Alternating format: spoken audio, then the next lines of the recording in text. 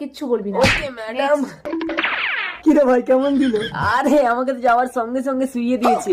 তাহলে তোর এই জামা ছিড়লো কি করে? আরে রোম্যান্স করতে গেলে ওরকম হয় একটু আধটু। তার মানে আইটেম পুরো রোমান্টিক, আমি যাই। আসবো? জামা প্যান্ট খুলে আয়।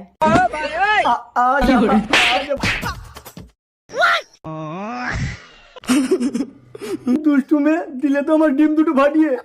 ইন্সপেক্টর বাঘিনী, চল নিকাল। নেক্সট। কিরে ভাই কেমন দিল? আমাকে তো পুরো আলগা করে ফাটিয়ে দিয়েছে।